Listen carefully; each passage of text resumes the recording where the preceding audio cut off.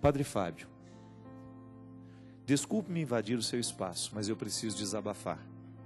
Peço apenas alguns minutos do seu olhar para ler este e-mail e compreender. Compreenderei se o senhor não achar necessário me responder. Padre, eu cresci nos corredores da Igreja Católica. Sempre acreditei no ofício da caridade, do bom exemplo e, sobretudo, do amor sem medidas, sem regras. Por conviver muito, admirava sacerdotes, missionários, religiosos e religiosas. Confesso que pensava em ser religiosa e até me apresentei como vocacionada em uma congregação. Porém, descobri que não tinha vocação. Era apenas fase de uma vida, na minha juventude, que eu estava tentando me encontrar. Participei de forma dinâmica em vários movimentos da igreja e atualmente faço parte do Ministério de Música. Há 3 anos trabalho como recepcionista em um colégio particular, onde moram irmãs consagradas. E foi nesse lugar que quase tudo mudou para mim, padre. Digo quase porque ainda acredito nos valores que herdei e que me fizeram apaixonar por homens e mulheres que dão as suas vidas para seguir a Cristo. É lamentável dizer que onde eu trabalho, infelizmente, as religiosas não são religiosas. Maltratam os funcionários, vivem de forma desonesta. E com isso, padre, boa parte dos funcionários, sem estímulo nenhum, acabam tendo as mesmas atitudes, transformando assim um ambiente de trabalho em um ninho de cobras. Às vezes me pergunto se é certo ficar nesse local, vendo tudo isso, sem poder fazer nada. Tenho medo de perder o emprego. Chego em casa carregada, triste, e só me sinto bem quando faço algum exercício físico. Eu sei que as pessoas erram, afinal faz parte da condição humana. Entretanto, não vejo nessas atitudes somente fraquezas, e sim incoerência, falta de caráter, falta de ética. Tais atitudes são contraditórias em relação aos ensinamentos de Jesus, e ao que tudo aquilo que eu cresci ouvindo. Vez ou outra penso que no tempo em que vivi nos corredores da igreja, eu era mais feliz, pois era ainda mais ingênua. Termino agradecendo ao Senhor por ser uma seta que me leva até Deus. A pessoa não quis ser identificada. É lamentável, né? É complicado porque a primeira coisa que as pessoas enxergam, minha gente, de nós, é o nosso testemunho. Nós como evangelizadores, nós como padres, freiras, o que as pessoas estão percebendo é o jeito como a gente é gente, né? É o jeito como você é humano. A gente reconhece a nobreza de uma alma, não é na roupa que ela veste, não é no que ela diz ser, mas é como ela age. Uma pessoa, quando você tem o contato com ela e você vai descobrindo aos poucos como aquela pessoa é, isso é evangelizar. Porque opa, você viu? Está até caindo aqui tudo. É uma freira que já morreu e passou aqui agora. Tá? Ficou nervosa. Caiu em cima de você, Cristian? Não, né? Mistérios, né? Mas o que a gente percebe do outro é essa nobreza de caráter, né, gente? É isso que evangeliza. O que é a palavra evangelho, né? É a vida de Jesus. Não é a palavra que ele falou, não. É sobretudo aquilo que ele fez, aquilo que ele viveu. Eu sempre digo, olha, a gente precisa ter muito cuidado, porque enquanto a gente está vivendo, nós estamos evangelizando. Evangelizando para alguma coisa. Eu tenho muito medo porque às vezes, quando eu fico me recordando, quais são as lembranças que eu tenho das pessoas religiosas que passaram pela minha vida? O padre, a freira, isso é tão determinante. Quantas pessoas você encontra que são verdadeiramente traumatizadas na vida? Traumatizadas porque um dia alguém foi cruel com ela. Eu não estou falando de ser cruel, de exigente, não, porque às vezes a gente confunde. As freiras no passado, né, que tomavam conta dos colégios, elas eram muito exigentes, mas era uma exigência amorosa muitas vezes. Você pode ter muitas vezes uma pessoa brava, mas ela é brava porque ela é amorosa.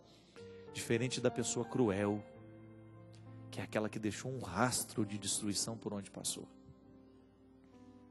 Quando você encontra uma pessoa fortemente marcada por uma presença negativa. É tão triste isso, minha gente. Nós não sabemos quanto tempo a gente tem, qual é a oportunidade que a gente tem de passar na vida do outro. Mas às vezes a gente passa deixando um rastro de destruição.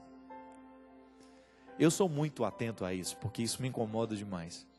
Eu me lembro que uma vez eu estava saindo aqui da Canção Nova, numa pressa danada, eu tinha terminado o programa e eu tinha um compromisso em Taubaté, eu me lembro direitinho.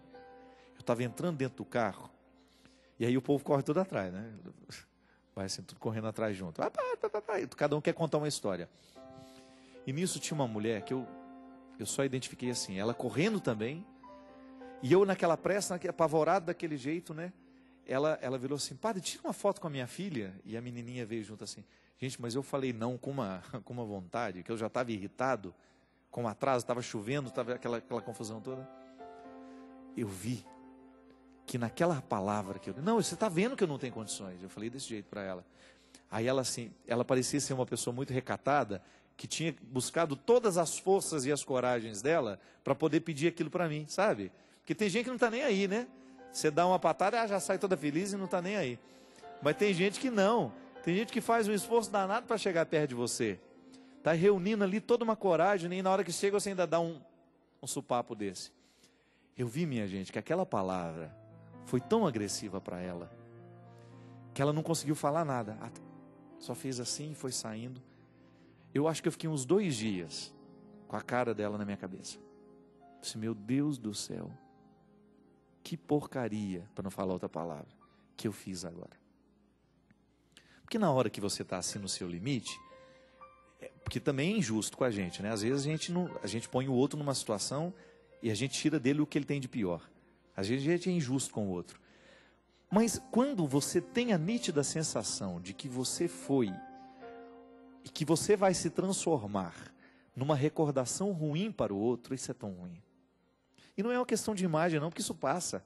Isso é bobagem. Eu estou falando de magoar mesmo. É de você deixar no outro uma marca negativa. Eu como padre, sobretudo. Você como freira. Eu que tenho muitas amigas religiosas. Às vezes a gente fala disso com muita franqueza. A irmã Sandra lá em Maceió. Volto a falar dela de novo. A irmã Maria do Carmo lá no Recife. Irmã Flávia. Irmã Alcilene. Irmã Maria dos Anjos. São pessoas, minha gente, são mulheres que fizeram uma opção pela vida consagrada e que elas trazem diante de si o tempo todo essa responsabilidade. Eu evangelizo quando eu passo no pátio do colégio, mesmo que eu não abra a minha boca.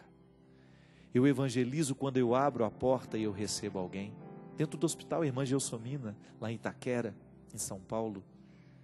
Capacidade que aquela mulher tem de evangelizar todo mundo, sabe por quê? Porque ela percebe todo mundo que está no corredor. Eu me lembro, eu operei 2 vezes lá, eu era seminarista ainda, ela passava pelos corredores assim, puxando, aí ela viu uma pessoa falando, pelo amor de Deus, pare de fumar, os meus pulmões estão gritando que querem viver. Isso sorrindo, dando uma dura na mulher, né? Ou então a mulher estava grávida, pelo amor de Deus, pare de fumar, você vai dar um câncer ao seu filho. Aquele sotaque dela. Isso é evangelizar. Mas ela fala com doçura. A palavra dura está sendo dita com doçura. Alguém está se preocupando com você. Agora, quando nós nos transformamos, gente, em pessoas cruéis, pelo amor de Deus, quando você percebe que você foi cruel na vida do outro. Hoje nós estamos começando o ano. É um bom tempo para a gente pensar nisso. Na capacidade que a gente tem de ser cruel com os outros. É impressionante o quanto que mesmo nós, lutando pelo Evangelho o tempo todo, em alguns momentos da vida nós somos verdadeiramente cruéis. A crueldade. Quando você age com maldade, você sabe que você está prejudicando, você sabe que você está machucando e você o faz. Eu não sei. É impressionante porque a gente precisa ter a noção exata dessas coisas. Porque senão a gente vira um rastro de destruição por onde a gente passa. Rastro de destruição por onde a gente vai. O tanto que a gente pode ser hoje, qual é a dosagem da minha bondade?